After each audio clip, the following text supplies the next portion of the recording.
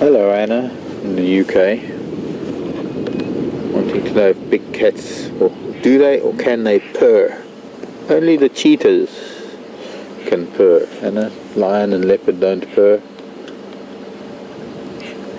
But if and when we get to see those cheetah, there are two that have been seen every week or so up on Biffles Hook. If they ever come down this way, which they might. Look at that, those four vultures are so far away now, they are almost over Biffles Hook Dam. That's where the thermal's taken them. There are only three, because it was three white-backed and one hooded. Hooded, I think, because the hooded vulture's gone its own way.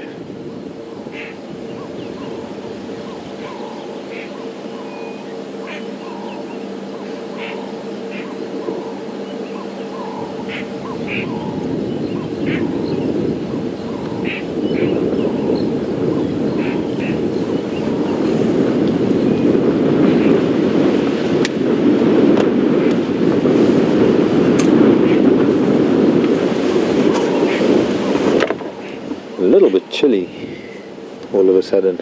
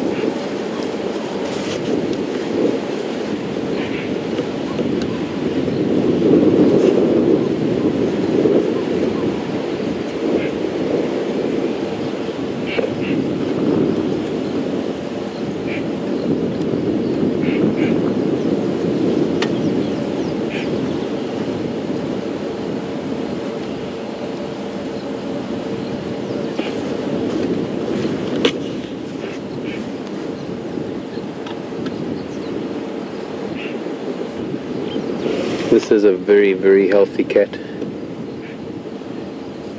I'm sure she must be one of the Styx ladies that I was watching. One of the same Styx girls that's been around. She's probably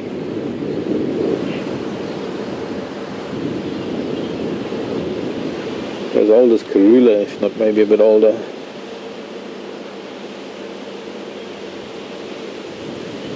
Eight to 10, maybe more.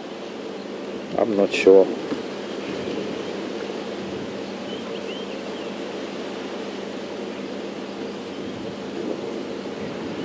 I think she knows best to stay clear of the mating couple.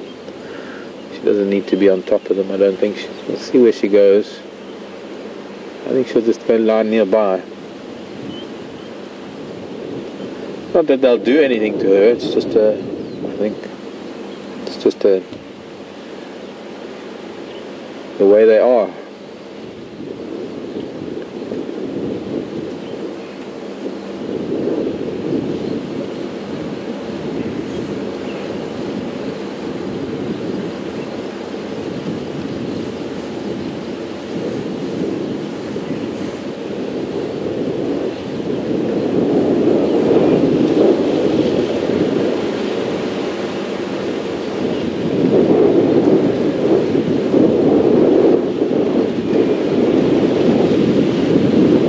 Coming in with their ears flattened, not making eye contact with them, just flattening the ears and just indicating to them if they are getting a little bit bad-tempered that she's just coming to lie down. So she didn't even look at them, she just put her ears back, a submissive gesture, just to show no ill intent, and then only looked their way when she lay down. And noticed that neither of them were watching her anyway. Probably so accustomed to the sound of her walking through the grasses. Quite often lions get a fright when other pride members start walking around. They jump up suddenly. But I think there's an intimate amount of time that these two cats have spent together, and well, he's just a big old sleepy male.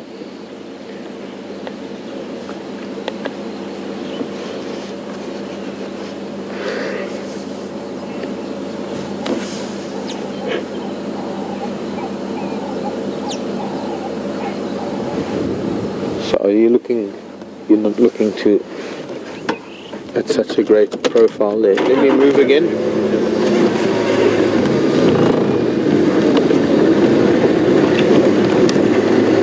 I think we'll take a chance and see if maybe they'll get up and mate again. Just want to turn around and face the other way.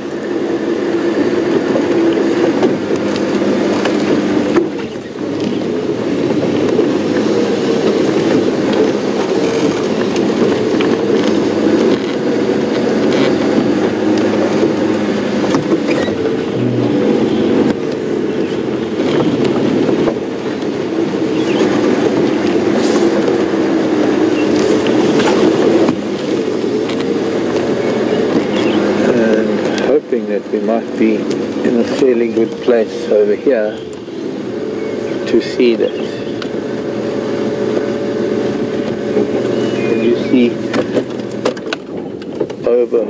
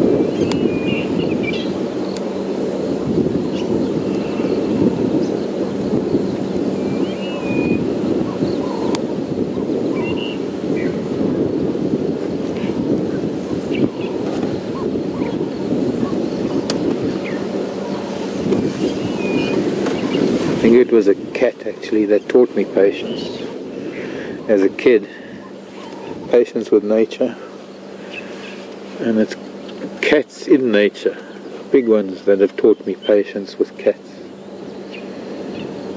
Gets rewarded, well, patience with nature gets rewarded very often just sitting in a spot. There's always something to see.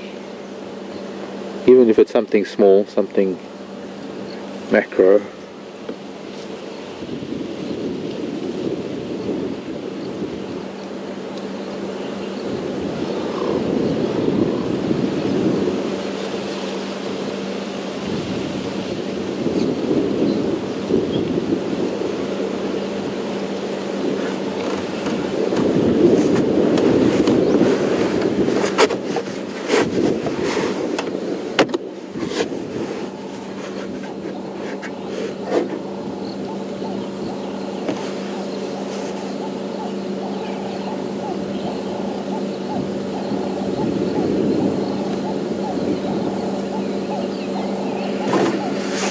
Hello, Sherry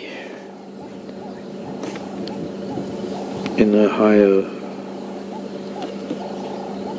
Sherry was asking how many tries does it take for lioness to get pregnant? Well, I don't know, Sherry. I don't know how one would ever measure that. I don't know how one would ever be able to tell. Considering they mate over a period of 3 to 4 days every 15, 20 or 30 minutes, so it's copulating a few hundred times. Now, one can tell whether there's penetration or not, because quite often there isn't, and of course you have to be positioned yourself in the right way to see that.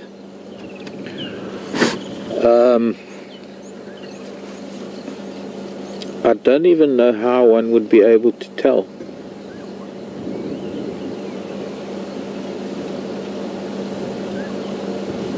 I don't know any way of measuring it. I think a lot of the times when one sees them mating and she doesn't react much at all, I think you could probably say that proper copulation didn't take place. But there are times when afterwards, when she does get aggressive and she snaps at him and he snarls at her and she turns over and rolls onto her back, I think those are times when you can be pretty sure that something happened, because evidently it assists the uniting of the sperm and the egg by lying on their backs.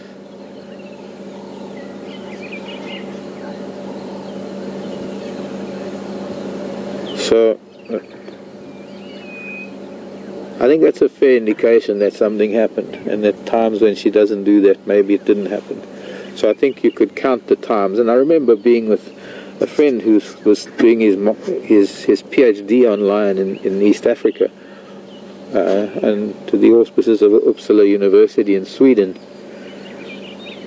where part of the study actually was trying to establish how many times during the copulation or during the mating process over that period of time, how many times it did appear that actual penetration took place, and then, well, the resultant cubs that came out 3 months later. But I still think that it would be impossible to tell. Of course, you often find that when there are brothers, they will both, or all of the brothers that are in a coalition, will all copulate as well. Maybe, maybe not always. Sometimes the female's estrus lasts longer than the male can hold out.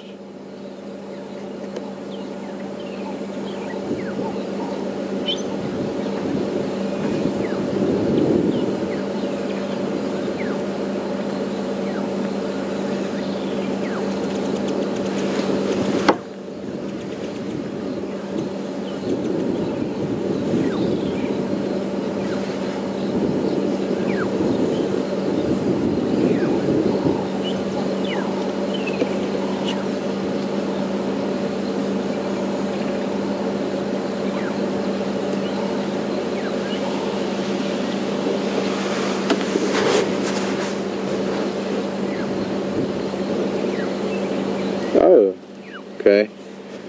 Thanks, Sil. I thought these old girls were older than that. Still saying they're about 4 years old. So I guess the moms that I knew of the Styx, these must be the daughters that came out after I left. Now we've only been, so they would have been the two sisters, correct me if I'm wrong then, Sil, the two sisters of the young Styx male. The little boy that was doomed.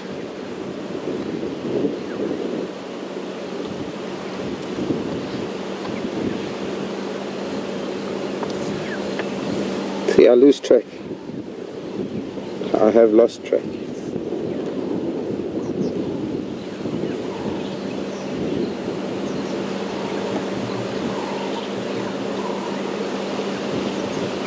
And I'm guessing then they haven't had cubs yet.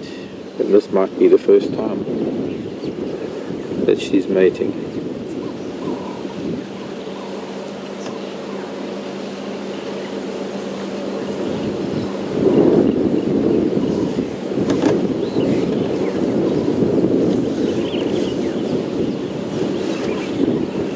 Hello, Kimmy. Thanks for the message. May the force be with you too. What's the date today? The 10th. I think I was there on the 4th, a week ago on the 4th. I did say that.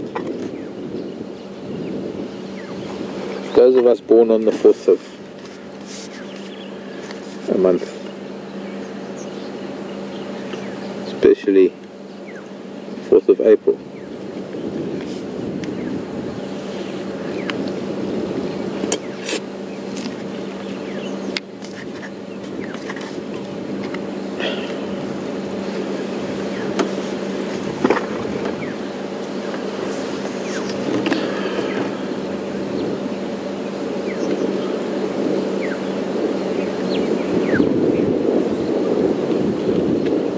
We're having a war. Sun and cloud are having a war again today.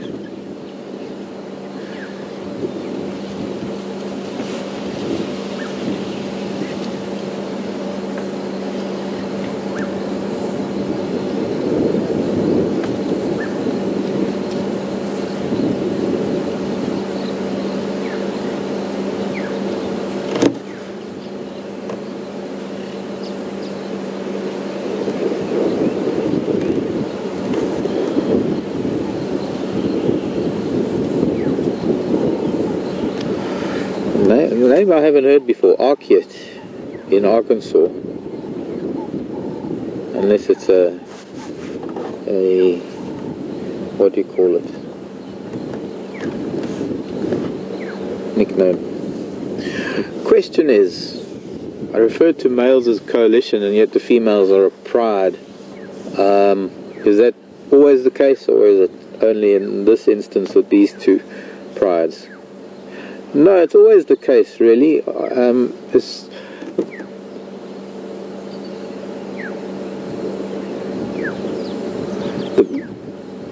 males that form a coalition, why we call it a coalition is because they're not necessarily blood brothers.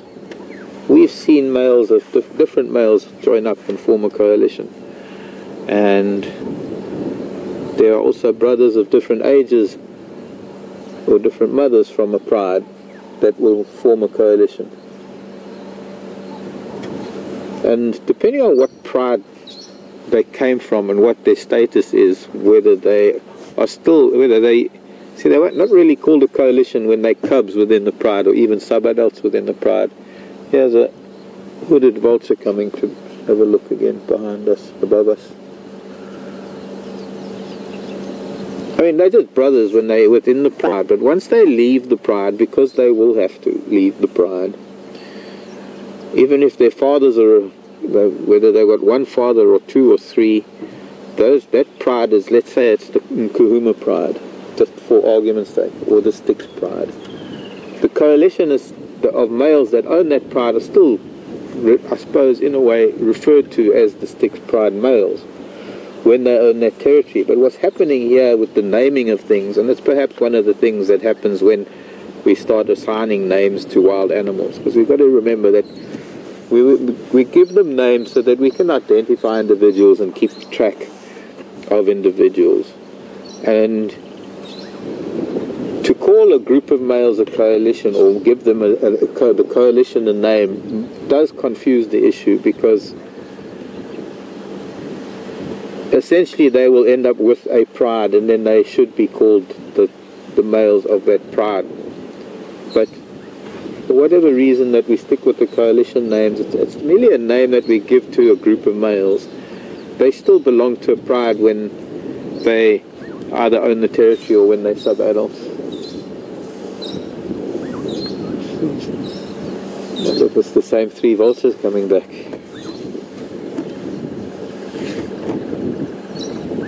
Just to check up on sleeping cats. They've probably done a big 20-mile, 50-mile loop.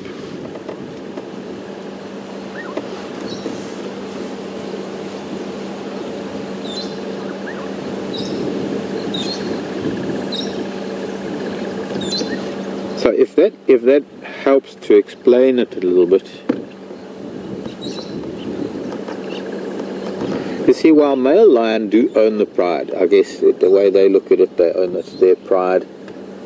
The fact is that they have to come from another area and occupy that territory, a territory that was established by their predecessors who were males from another pride. And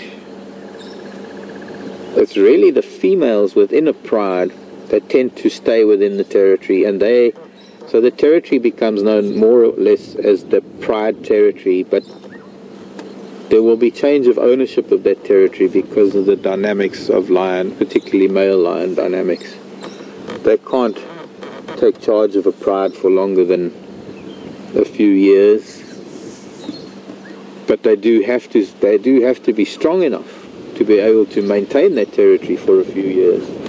And this is where the coalitions come in. It's far more viable, especially for big males of character, especially for them to be able to establish, maintain and hold the territory, to sire their own cubs.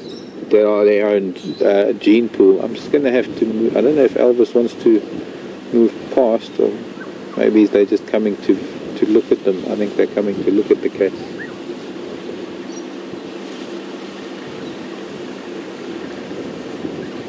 No good males coming into a territory and taking over, and then they're ousted within a year or two of their taking over their territory, because most likely they are going to have cubs that are underage and cubs that will be killed by the males that take over. It's just the way lion dynamics work. It's a vital element in lion dynamics. And that if they can't hold the territory long enough for those cubs to reach maturity, then they probably weren't good enough to breed in the first place. Or conversely, that there are stronger lions to do so. And it's those stronger lions that need to sire their own cubs. Same with leopard to a large extent. And that's why cats tend to come into estrus fairly soon after losing cubs, so that they don't have to wait 2 years again before they can have cubs.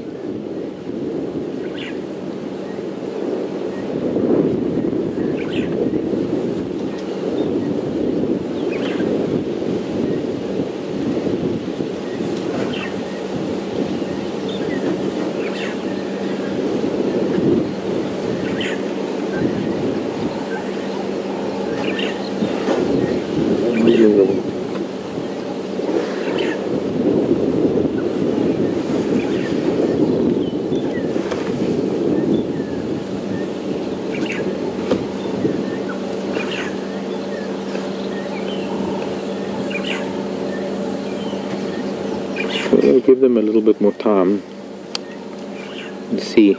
Judging by what Syl and Sharon and some others have said, that they've been mating with this, or that this male has been mating for a while, that this might be reaching the end of the process.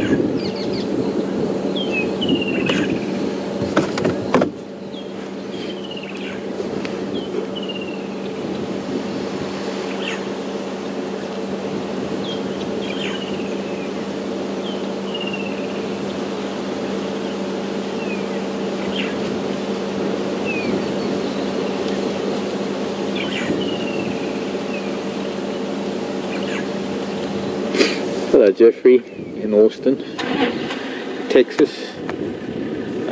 Very much so. In fact, that's where I was sort of leading into that in a way when I was discussing the process of mating and how it induces pain, and the importance of that. Jeffrey just wants to confirm something about that. I didn't want to get too technical into the whole description of the shape and the way.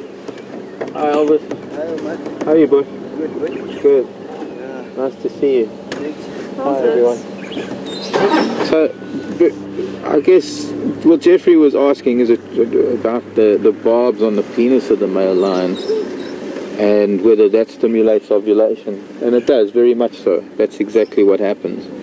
Is that cats do have barbs, a barb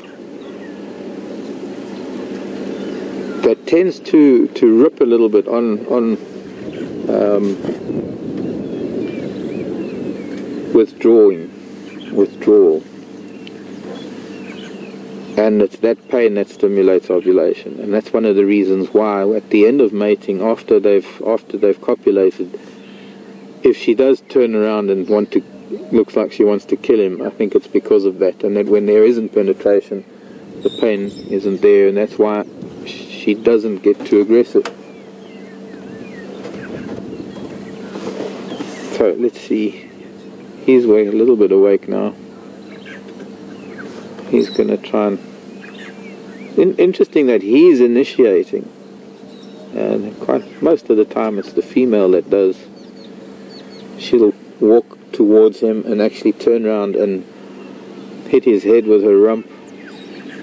And then lie down in front of him.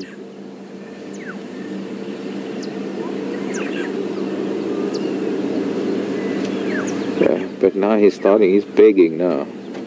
She's going to, yeah, we'll see. She's pushing him away. Growling at him.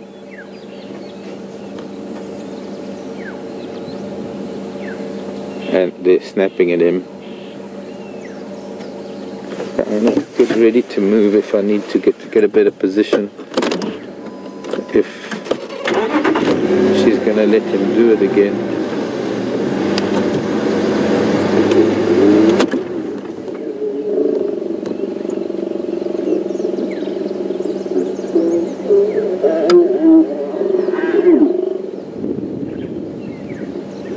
Oh.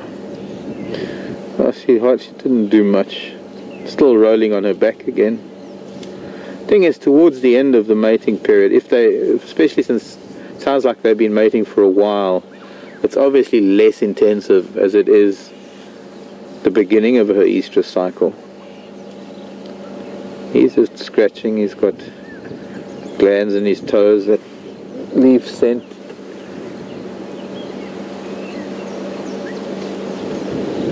She's digging. She wants to find a little spot to sleep that is probably where he's not going to be able to disturb her too much.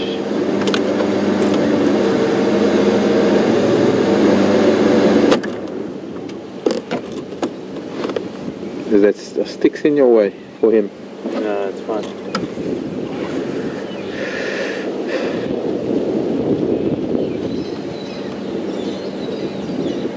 But I don't know if we've been timing that, but I think it's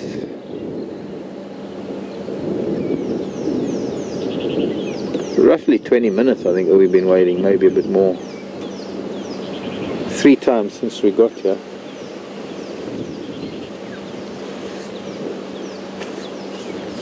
And I think we'll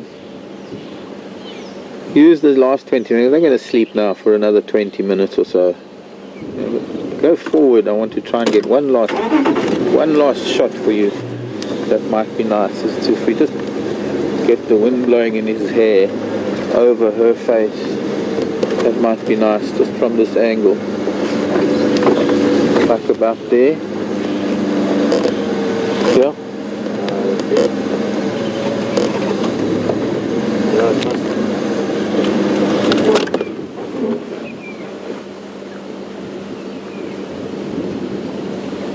And then I'm going to use the last few minutes of drive to